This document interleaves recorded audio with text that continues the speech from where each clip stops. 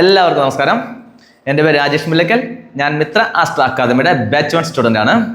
അപ്പോൾ ഇന്ന് പറയാൻ പോകുന്നത്, നിങ്ങൾ ആദ്യം ചോദിച്ച ചോദ്യത്തിൻ്റെ ഉത്തരം പറയാട്ടോ. എന്താ പറഞ്ഞാൽ, രാഹു എനിക്ക് പോസിറ്റീവായെന്നാണല്ലേ. പോസിറ്റീവായോ ഇല്ലയോ എന്നെല്ലാം തീരുമാനിക്കേണ്ടത് നമ്മുടെ പ്രേക്ഷകർ തന്നെയാണ്. മിത്രഞ്ചിയുടെ പ്രേക്ഷകർ തന്നെയാണ് നമ്മുടെ പ്രേക്ഷകർ. അപ്പോൾ നിങ്ങളാണ് അതെല്ലാം തീരുമാനിക്കേണ്ടത്. പിന്നെ രാഹു പോസിറ്റീവ് ആകുവാൻ വേണ്ടി ഞാൻ എന്തൊക്കെ ചെയ്തിട്ടുള്ളതാണല്ലേ. ഞാൻ ആദ്യം മുതലേ ക്യാൻസർ രോഗികളിലെല്ലാം സഹായിച്ചുകൊണ്ടിരിക്കുന്നതാണ്. ഞങ്ങൾ 3-4 ഫ്രണ്ട്സുകളായിട്ടാണ് ചെയ്യാറ്. ഒരു മാസത്തിൽ ഒരു 5000 രൂപ ഒരു ക്യാൻസർ രോഗിക്ക് 5 പേര് 1000 രൂപ വെച്ചിട്ടോ അങ്ങനെയാണ് കൊടുത്തോണ്ടിരുന്നത്. അങ്ങനെ പോസിറ്റീവായോ എന്ന് പറയാൻ പറ്റില്ല. അതെല്ലാം മന്ത്രങ്ങളെ ചൊല്ലിയിട്ടാണെന്ന് അറിയാൻ പറ്റില്ല. എന്താണ് പറഞ്ഞാൽ, മന്ത്രങ്ങൾ ഞാൻ ചൊല്ലാറുണ്ട്. അത് മുരുകൻ്റെ മന്ത്രം തന്നെയാണ് ചൊല്ലാറ് കേട്ടോ. ആ മന്ത്രം ഇങ്ങനെയാണ്. എന്താ പറഞ്ഞാൽ, മുരുക ബാലവേദാന്ത ബാബ സംഭോഗത്തു അൻപ മാലേ പൂനെ മാ തിരമാൽ വളർന്നേൻ സലവാമാപ്പ സംഭോഗ മതീതേ സർമ പൂതം പാദം താവേലവാം. ഈ മന്ത്രം ഞാൻ എല്ലാ ദിവസവും 27 പ്രാവശ്യം ചൊല്ലാറുണ്ട്. അപ്പം അങ്ങനെയാണോ രാഹു പോസിറ്റീവായെന്ന് എനിക്കറിയില്ല കേട്ടോ. പോസിറ്റീവായോ നെഗറ്റീവായോ ആണെന്ന് നിങ്ങളാണ് തീരുമാനിക്കേണ്ടത്. പിന്നെ ഇന്നത്തെ വിഷയം അല്ലേ, എന്താണ് വിഷയം എടുക്കേണ്ടതെന്നാണ് ചോദിക്കുന്നത്. ഓക്കെ, നിങ്ങൾ ചേച്ചിമാരെ ആരെങ്കിലും പറഞ്ഞോളൂ, ഏത് വിഷയം വേണമെങ്കിലും എടുക്കാം എന്നപ്പോൾ. ഓക്കെ, ഇപ്പോൾ എന്താണ് നിൽക്കുന്നത്, ഗോചാരത്തിൽ ഇപ്പോൾ ഗ്രഹങ്ങൾ നിൽക്കുന്നത് നമുക്കൊന്ന് നോക്കാം. ഗോചാരം വെച്ചിട്ട് തന്നെ ആകാമല്ലേ സ്റ്റാൻഡിങ്. അപ്പോൾ അതാണല്ലോ ഏറ്റവും നല്ലത്. ഇപ്പോൾ ഗോചാരം നിൽക്കുന്നത് ലഗ്നത്തിൽ മാന്തിയാണ്. അപ്പം വന്ന് കറക്റ്റ് സമയം തന്നെ കേട്ടോ. ലഗ്നത്തിൽ മാന്തി തന്നെയാണ്. തിരുവോണ നക്ഷത്രത്തിലാണ് ലഗ്നം നിൽക്കുന്നത്. മാന്തി കൂടെ തന്നെ നിൽക്കുന്നു അനിഴം നക്ഷത്രത്തിലാണ്. അപ്പോൾ ഇന്നത്തേത്, അപ്പോൾ നമുക്ക് ഇവിടെ തന്നെ തുടങ്ങാം അല്ലേ. എന്താണെന്ന് വെച്ചാൽ, നമ്മൾ ജാതകങ്ങൾ നോക്കുമ്പോഴേ, ഇന്നിപ്പോൾ വന്നിട്ടുള്ള ജാതകം അതുപോലെ തന്നെ ആട്ടോ. ഇപ്പം ഞാൻ നോക്കിപ്പോയത് തന്നെയാണ്. അപ്പോൾ നമ്മളോട് ജാതകം നോക്കിയിട്ടിപ്പോൾ ആ വീഡിയോ ഇട്ടതിന് ശേഷം വിളിച്ചു പറഞ്ഞിട്ടായിരുന്നു ഇങ്ങനെയെല്ലാം സംഭവിച്ചുകൊണ്ടിരിക്കുന്ന വല്ല മാറ്റങ്ങൾ വരുത്താൻ പറ്റുമെന്ന് കേട്ടോ. മാറ്റങ്ങൾ വരുത്തണം പറഞ്ഞാൽ നിങ്ങളുടെ ജാതകം തന്നെ നോക്കേണ്ടി വരും കേട്ടോ. ഞാൻ പ്രപഞ്ചത്തിൽ കാണുന്ന കാര്യങ്ങൾ മാത്രം പറഞ്ഞെന്ന് മാത്രമേ ഉള്ളൂ. അപ്പോൾ ചേച്ചിമാൻ്റെ അതിൻ്റെ ഓക്കെ, ഇപ്പം ലഗ്നം ഇവിടെ തന്നെ ഇരുന്നോട്ടെ, കുഴപ്പമില്ല. ലഗ്നം ഇവിടെ ഓൾറെഡി മാന്തിയും കൂടി ഉണ്ട് കേട്ടോ. ഇനി ആരുടെയെങ്കിലും നമ്മൾ ജാതകം നോക്കുമ്പോൾ തന്നെ ഇല്ലേ, ഇങ്ങനെ നമ്മൾ ലഗ്നം എഴുതി കർമ്മ ഏതാണെന്ന് നമുക്ക് ഏകദേശം നോക്കുമ്പോൾ തന്നെ ജാതകം പറയാൻ പറ്റും.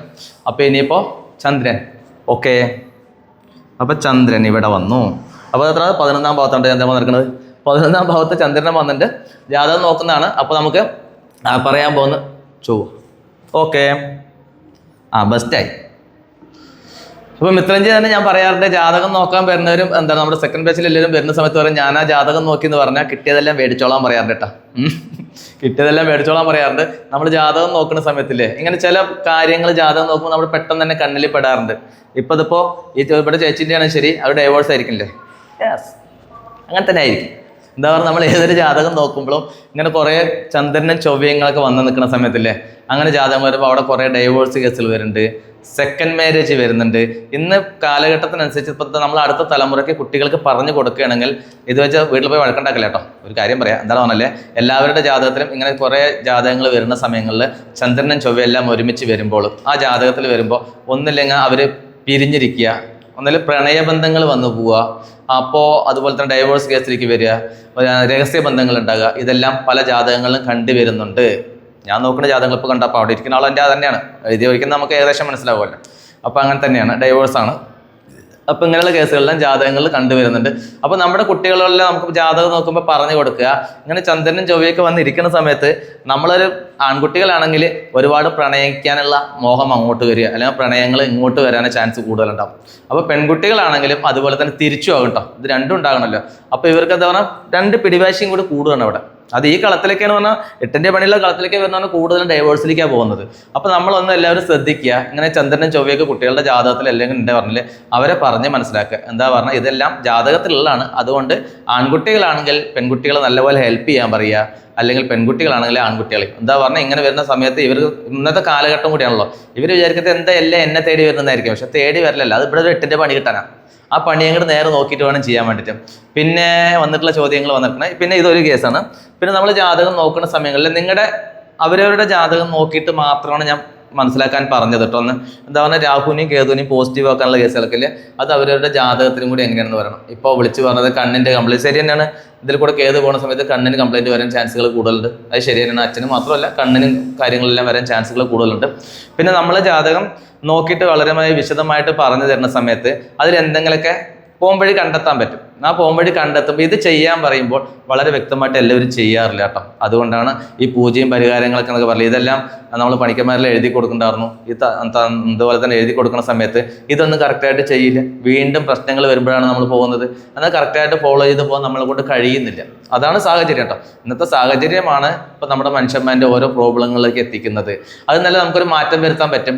ആ മാറ്റം വരുത്താൻ വേണ്ടിയിട്ട് മിത്ര സ്റ്റാർ അക്കാദമി എപ്പോഴും നിങ്ങളുടെ കൂടെയുണ്ട്. ഞങ്ങളെ വിളിച്ചിട്ട് നിങ്ങളുടെ പ്രശ്നങ്ങൾ പറയാം, നമുക്കത് പരിഹരിക്കാം. പരമാവധി എല്ലാ പ്രശ്നങ്ങളും മനുഷ്യന്മാരുടെ പ്രശ്നങ്ങളും നമുക്കെല്ലാം പരിഹരിക്കാനൊക്കെ പറ്റും. പക്ഷെ നമ്മൾ കുറച്ച് സമയം വേണ്ടി വരും. ചില ജാതകങ്ങളിൽ ചില ജാതകങ്ങൾ പെട്ടെന്ന് റിസൾട്ട് കിട്ടും. ഈ ജാതകങ്ങൾ റിസൾട്ട് കിട്ടുമ്പോൾ പിന്നെ കൂടുതലും ആളുകളുണ്ടല്ലോ കുറേ കഷ്ടങ്ങളെല്ലാം അനുഭവിച്ച് ലാസ്റ്റ് ഒന്നും വേണ്ടാവട്ട് വരുന്ന ആൾക്കാരും ഉണ്ടാവും. ഇപ്പോൾ നമ്മുടെ ഒരു ചേച്ചി വന്നിട്ടുണ്ടായിരുന്നു. ആ ചേച്ചി സെക്കൻഡ് ബാച്ചിൽ പഠിച്ചുകൊണ്ടിരിക്കുന്നുണ്ട് കേട്ടോ. എന്നെ കാണാൻ വന്നത് ഞാനിനി ജാതകം നോക്കില്ല, ജാതകം കത്തിക്കാൻ പോകണം കേട്ടോ വന്ന്. ഇനി എനിക്ക് ജാതകം വേണ്ട, കത്തിച്ച് കളയണമെന്ന് പറഞ്ഞു. ആ കത്തിച്ച് കളയുന്ന ചേച്ചിയാണ് ഇപ്പോൾ സെക്കൻഡ് ബാച്ചിൽ പഠിച്ചുകൊണ്ടിരിക്കുന്നത്. എന്താണ് ആ ചേച്ചിയുടെ കേസുകൾ അങ്ങനെയാണ്.